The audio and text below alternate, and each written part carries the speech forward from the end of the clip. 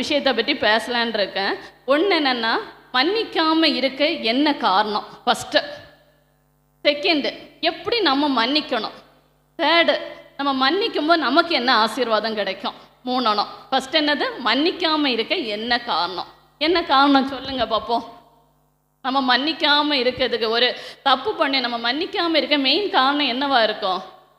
கோபம், வைராக்கியம், நான் சொல்லக்கூடிய ஒரு அகம்பாவம், மெயினாக ஒரு ஜென்ம சுபாவம். நான் இறங்கி போகணுமா, நான் போய் கேட்கணுமா, அந்த ஜென்ம சுபாவம் நம்மள்ட்ட ஜென்ம சுபாவம் அழிஞ்சிட்டனாலே நம்ம கிறிஸ்தவங்க ஆவிக்குரியவங்களுக்கு ஒரு வசனம் வாசிக்கலாம்.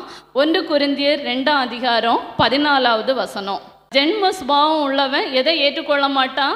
ஆவிக்குரியவளை. சர்ச்சை வருவாங்க, ப்ரேயர் பண்ணுவாங்க, எல்லாமே இருக்கும். ஆனால் என்னது, அந்த ஜென்ம சுபாவத்தை விட்டு இது பண்ண மாட்டாங்க. ஒரு இடத்துல ஒரு தப்பு நடந்தால் கூட நானாக போய் கேட்கணும், நான் என்ன மேலே தப்பு இல்லையே, நான் எதுக்கு போய் இது பண்ணணும், அவங்களாம் கேட்கட்டும்.